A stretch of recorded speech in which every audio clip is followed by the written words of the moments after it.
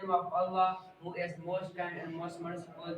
This is me, Muhammad Qasim. Today our debate topic is about before independence of Pakistan.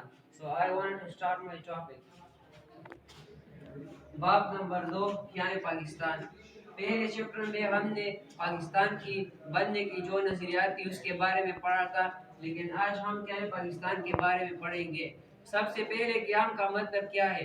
क़याम का मतलब है बनना, यानी कि किन जदोजहद, किन मेहनत और मुशक्क़त की वजह से पाकिस्तान का क़याम हुआ या पाकिस्तान का बुनियाद बन गया। चलिए शुरू करते हैं 1857 की जंग आज़ादी से। ये जंग हिंदुस्तान और अंग्रेज़ों के दरमियान था।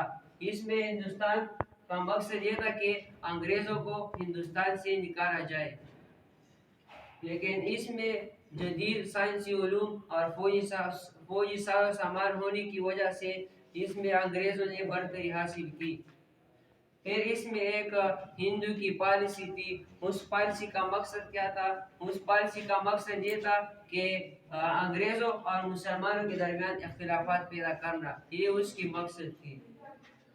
फिर उसके बाद अंग्रेज़ों को पता चला कि जंग में जो माली और जानी नुकसान पहुंचाए वो मुसलमान ने पहुंचाए है। इसकी वजह ये थी कि मुसलमान ईमान और जो जज्बे के साथ लड़ रहे थे। तो फिर अंग्रेज़ों ने ठहराया गया कि हमको मुसलमान ने नुकसान पहुंचाया है। तो फिर उसके बदले में अंग्रेज़ों ने 24 शहजादियों को फांसी दी। फिर इसके बाद मुसलमान ने अपने लिए अलग सोच की बिना पर तहरीकों में शिरकत की। उस तहरीकों के नाम नदवतुल उलमा, अलीगढ़ और देवबंद थे। इससे मुसलमानों को क्या फ़ायदा मिला। उसको ये फ़ायदा मिला कि वहाँ उन्होंने एक लीडर बनाया और रहनुमा बनाया। तो फिर इसके बाद एक नेक्स्ट टॉपिक है इंटरनेशनल कांग्रेस। क्वेश्चन के लिए लास्ट 5 मिनट है, ठीक है बेटा, अभी नहीं। इंटरनेशनल कांग्रेस का इनेकाद 1885 में हुआ था। इसका बानी कौन था। इसका बानी होम था। और ये पार्टी ये दावा करती थी कि हम मुसलमानों और हिंदुओं को यकसा नुमाइंदा का दावा करती थी, मगर इस पर हिंदुओं का गलबा था।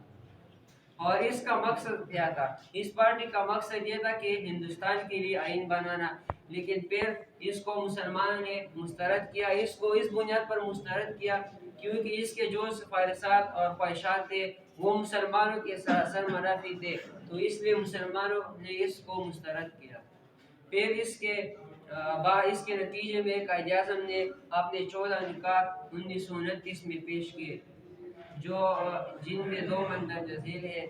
कायद आज़म ने अंग्रेज़ों पर वाज़ेह किया कि हिंदुस्तान में 8 करोड़ मुसलमानों को नज़रअंदाज नहीं किया जा सकता, और दूसरा है कि मुसलमानों को अपने मफादात और हुकूक का तहफ़्फ़ुज़ दिया जाए।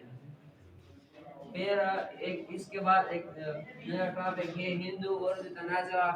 ये 1867 में हुई थी। इसकी मुखालिफत बनारस के हिंदू ने की थी। ये इसलिए मुखालिफत कर रहे थे क्योंकि उर्दू ज़ुबान जो थी वो मुसलमानों की कौमी ज़ुबान थी और मुसलमानों के लिए दूसरी ज़ुबान काबिल कबूल न थी। और इसका मकसद क्या था इस तनाज़े का। इसका मकसद ये था कि हिंदुस्तान के मुसलमान, ये उर्दू ज़ुबान मुसलमानों की कौमी ज़ुबान थी कि वो अपने ज़ुबान की बिना पर तरक्की ना करे।